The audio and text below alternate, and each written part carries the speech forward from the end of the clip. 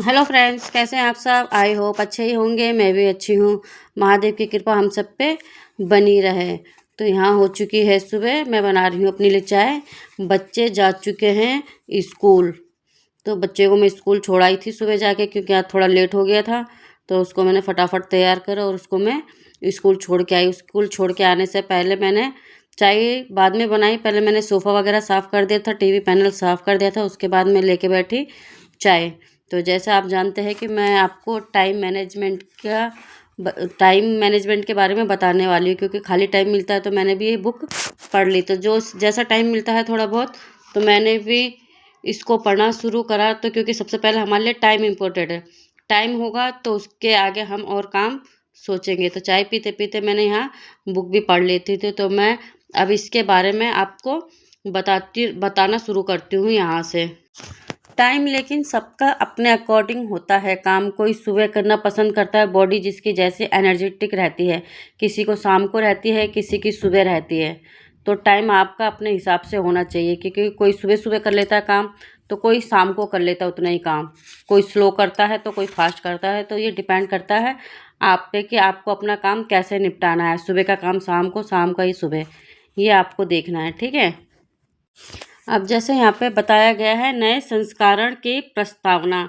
खंड एक, 3 बुनियादी सवाल। पहला बुनियादी सवाल, आजकल समय की इतनी कमी क्यों महसूस होती है। दूसरा बुनियादी सवाल, आपके पास दरअसल कितना समय है।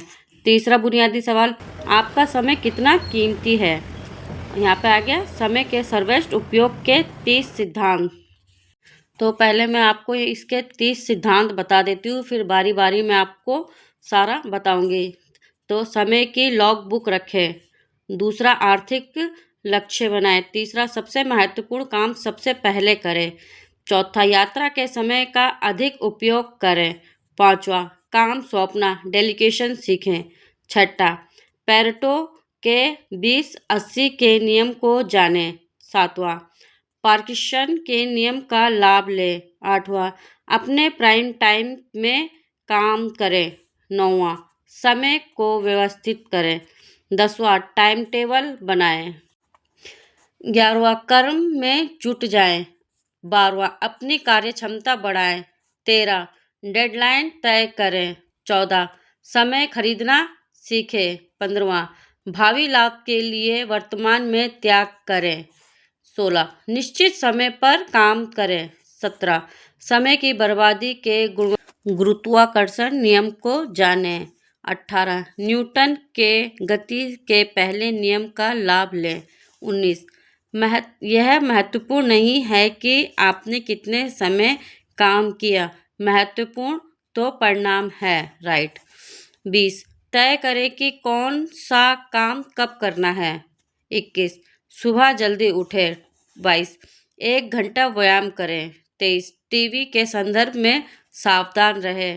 24, मोबाइल का न्यूनतम उपयोग करें। 25, इंटरनेट पर समय बर्बाद ना करें। 26, आलस से बचें। 27, टाइम टालमोल ना करें। 28, अगले दिन की योजना बनाकर अवचेतन मन की शक्ति का लाभ लें। 29, बुरी लतों से बचें। 30, सापेक्षता के नियम को समझें। तो यहाँ पे मैंने 30 के 30 आपको विषय सूची बता दी है। तब जब मैं एक एक बताऊंगी, आपको पढ़ती रहूंगी, तो आप ध्यान से मेरी बातें सुनते रहना, इसी प्यार की तरह। इस पूरे संसार में सिर्फ एक ही कोना है जिसे सुधारना पूरी तरह से आपके हाथ में है, और वह है आप स्वयं। मुझे खुशी है कि टाइम मैनेजमेंट पुस्तक आपको इतनी पसंद आई और उपयोगी लगी कि पिछले 5 सालों में इसके कई संस्करण हाथों हाथ बिक चुके हैं। पाठक अपने पात्रों में बार बार एक ही शिकायत करते थे कि यह कुछ ज़्यादा ही छोटी है, इसे जानबूझकर छोटा रखा गया था। इसके पीछे सोच यह थे कि समय प्रबंधन की पुस्तक में समय बचाने के तरीके बताए जाते हैं, इसलिए इसे पढ़ने में ज़्यादा समय नहीं लगना चाहिए। लेकिन लेखक हमेशा से पाठकों की सलाह मानते आए हैं, इसलिए पाठकों की मांग पर अब इस बुक को थोड़ा बड़ा कर दिया गया है, बस थोड़ा सा। पहला बुनियादी सवाल, आजकल समय की इतनी कमी क्यों महसूस होती है?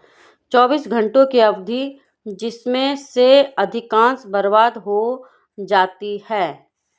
क्या आपने कभी सोचा है कि आजकल हमें समय की इतनी कमी क्यों महसूस होती है? समय पर काम ना करने या होने पर हम झल्ला जाते हैं, आग बबूला हो जाते हैं, चिढ़ जाते हैं, तनाव में आ जाते हैं। समय की कमी के चलते हम लगभग हर पल जल्दबाजी और हड़बड़ी में रहते हैं। इस चक्कर में हमारा ब्लड प्रेशर बढ़ जाता है, लोगों से हमारे संबंध खराब हो जाते हैं, हमारा मानसिक संतुलन गड़बड़ा जाता है और कई बार तो दुर्घटनाएं भी हो जाती हैं। समय की कमी हमारे जीवन का एक अप्रिय और अनिवार्य हिस्सा बन चुकी है। क्या आपने कभी यह बात सोची है, हमारे पूर्वजों को कभी टाइम मैनेजमेंट की ज़रूरत नहीं पड़ी, तो फिर हमें क्यों पड़ रही है? क्या हमारे पूर्वजों को दिन में 48 घंटे मिलते थे और हमें केवल 24 घंटे ही मिल रहे हैं? आप भी जानते हैं और मैं भी जानता हूँ कि ऐसा नहीं है। हर पीढ़ी को एक दिन में 24 घंटे का समय ही मिलता है, लेकिन 20वीं सदी की शुरुआत से हमारे जीवन में समय कम पड़ने लगा है और यह समस्या दिनों दिन बढ़ती ही जा रही है। बड़ी अजीब बात है, क्योंकि 20वीं सदी की शुरुआत से ही मनुष्य समय बचाने वाले नए नए उपकरण बनाता जा रहा है। 20वीं सदी से पहले कार नहीं थे, मोटरसाइकिल नहीं था, साइकिल या स्कूटर भी नहीं थे, लेकिन हमारे पूर्वजों को कहीं पहुंचने की जल्दी भी नहीं थी। पहले मिक्सर, फूड प्रोसेसर या माइक्रोवेव नहीं थे, लेकिन गृहिणियां सील पर मसाला पीसने या चूल्हे पर खाना पकाने में किसी तरह की हड़बड़ी नहीं दिखाती थी। पहले बिजली नहीं थी, लेकिन किसी को रात रात भर जागकर काम करने की जरूरत भी नहीं थी। वास्तव में तब जीवन ज़्यादा सरल था, क्योंकि उस समय इंसान की जिंदगी घड़ी के हिसाब से नहीं चलती थी। औद्योगिक युग के बाद फैक्ट्री, ऑफिस और नौकरी का जो दौर शुरू हुआ, उसने मनुष्य को घड़ी का गुलाम बनाकर रख दिया। पहले जीवन सरल था और अब जटिल हो चुका है। यही हमारी समस्या का मूल कारण है।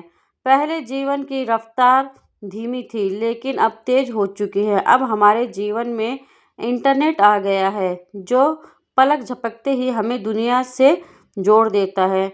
अब हमारे जीवन में टीवी आ चुका है, जिसका बटन दबाते ही हम दुनिया की खबरें जान लेते हैं। अब हमारे पास कारें और हवाई जहाज है, जिनसे हम तेजी से कहीं भी पहुंच सकते हैं। अब हमारे पास 3G मोबाइल है, जिनसे हम दुनिया में कहीं भी किसी से भी बात कर सकते हैं और उसे देख भी सकते हैं। अधिक आधुनिक आविष्कारों ने हमारे जीवन की गति बढ़ा दी है। शायद आधुनिक आविष्कार ही हमारे जीवन में समय की कमी का सबसे बड़ा कारण है। इनकी बदौलत हम दुनिया से तो जुड़ गए, लेकिन शायद खुद से दूर हो गए हैं।